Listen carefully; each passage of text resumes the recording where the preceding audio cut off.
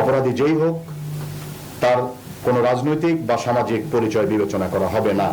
অপরাধীর রাজনৈতিক পরিচয় বিবেচনায় আনা হবে না, বিবেচনায় আসবে না দোষীর সামাজিক অবস্থানও, বলেছেন নবনিযুক্ত ডিএমপি কমিশনার মুসলেউদ্দিন। জানান, কঠোর হাতে দমন করা হবে উগ্রবাদ এবং মব কালচার।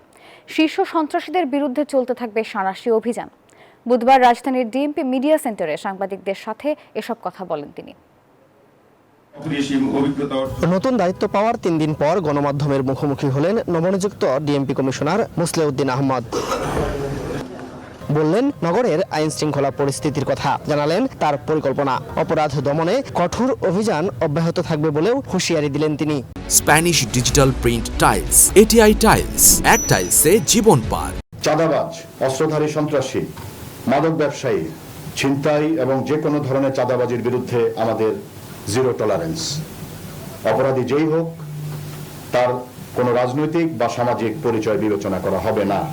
তিনি আরো বলেন, অপরাধ দমনে বাড়ানো হচ্ছে প্রযুক্তির ব্যবহার, দমন করা হবে মব কালচার, বিবেচনায় আনা হবে না অপরাধীদের রাজনৈতিক পরিচয়।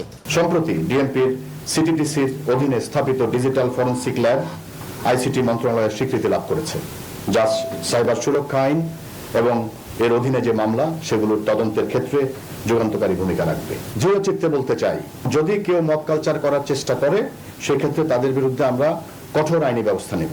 জানান, মহানগরীর থানা হবে জনবান্ধব, দায়িত্বে অবহেলা করলে পুলিশের বিরুদ্ধে নেওয়া হবে তাৎক্ষণিক ব্যবস্থা। তিনি আরও বলেন, চলতি মাসে 2000-এর বেশি অপরাধীকে আটক করেছে ডিএমপি।